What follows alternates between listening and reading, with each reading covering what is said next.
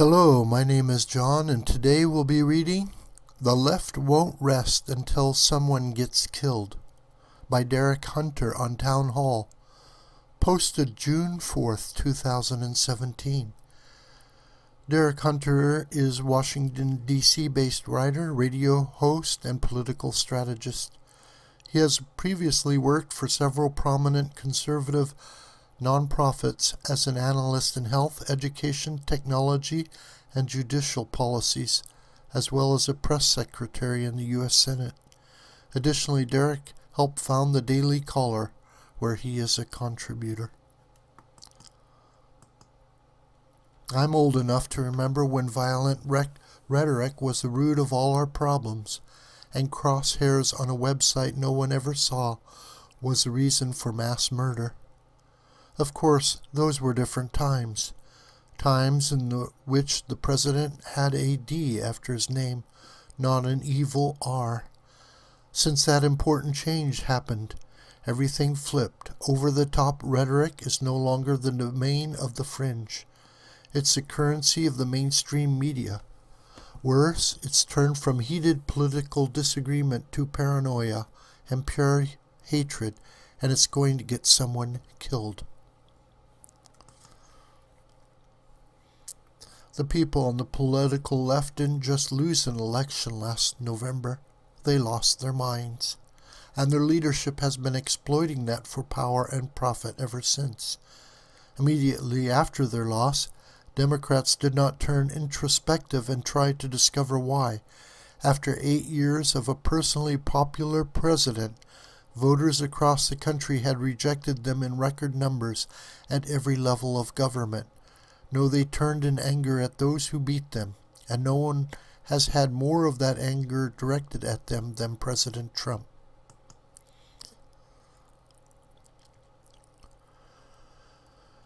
He's the accidental president in their minds, someone unworthy of even the basic respect for the office that used to be the norm in politics. Worse, they are stoking fears to the point that even the casual observer is left with the impression they're hoping someone corrects that accident. How else can one interpret the left's continually equating of the president to Adolf Hitler? What is implied in saying the man's actions on an otherwise insignificant international agreement is a grave threat to our planet? That last part was tweeted by none other than Nancy Pelosi to her more than 1 million followers.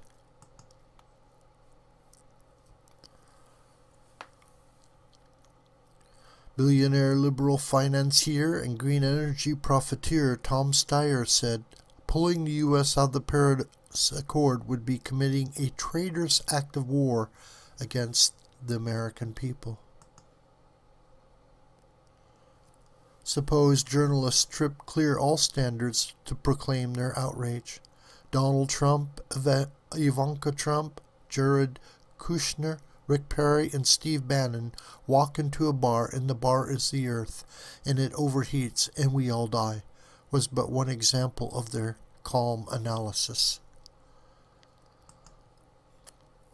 Celebrities and politicians all pronounced the president to be an enemy of the planet, of the people, a threat to life itself. The Huffington Post declared, Trump to planet, drop dead. All this was made more ironic by the fact that this gaggle of pearl clutchers had, just a few years ago, accused Sarah Palin of inciting the deadly shooting in Tucson that gravely injured former Congressman Gabby Giffords. HuffPo itself ran a piece entitled Words Have Consequences, which preached on the dangers of over-the-top rhetoric. It read, Today we have seen the results of this rhetoric. Those with a megaphone, whether provided by public office or a media outlet, have responsibilities. They cannot avoid the consequences of their blatant efforts to inflame anger and outrage. We all know that there are unstable and potentially dangerous people among us. To repeatedly appeal to their basest instincts is to invite and welcome their predictable violence. Of course, we hadn't seen the results of anything of the sort.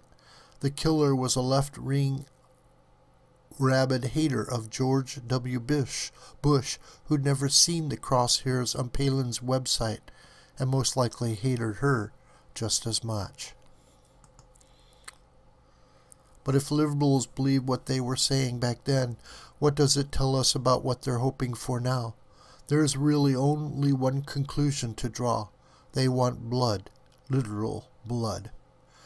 Be it declaring the president a traitor, equating him with history's greatest monster, or a danger to the continued existence of our species. The political left clearly wishes him and anyone who agrees with him on any issue to be a threat. And in the mind of the unstable, threats, especially on that scale, must be eliminated. Maybe they aren't doing it consciously, though I find somewhat difficult to believe given their insistence on the risk of heated rhetoric in the past. No, they want blood. When Kathy Griffin made a sick video of her holding the fake severed head of President Trump, Secret Service agents didn't reach out to her because they feared she was on the verge of scaling the White House gates to murder the president. They had to convey to her that her video could set off an unstable person, believing it was a message to them, a call to arms. After all, the head of the greatest threat to humanity, dripping with blood and a video straight out of the ISIS playbook, isn't exactly a subtle message on its own. When marinated in the toxic media, rabid college campus, and progressive political culture, it's a dare. It's a challenge. It's a plea. Leftists will say this is crazy, that their disagreements are genuine and their rhetoric is simply a reflection of the times and the president's own words, that Trump ratcheted up the tone, not them. They have short memories for their own hypocrisy and their attempts to smear blood on their opponents' hands after every tragedy, or at least they hope the American people do. Maybe they do, but that won't absolve them if their chickens come home to roost. It may not be an attack on the president they inspire. Maybe it'll be a speaker on a college campus, or a member of Congress, or a local city council. Whatever the case, the hatred they're stoking is boiling, and for the sake of fundraising and to appease their base, they're more than happy to turn up the heat. If they don't mean for something awful to happen, let's hope they find a piece of whatever conscience they have left and dial it down before someone gets hurt. That is, of course, dependent upon something awful happening, not being part of their plan. This video is a production of the School of the White Crane. My name is John Brooker, and you can reach me through commentary on this video or through my Gmail listed here. Please share this video with friends and family and on social media. May God richly bless you.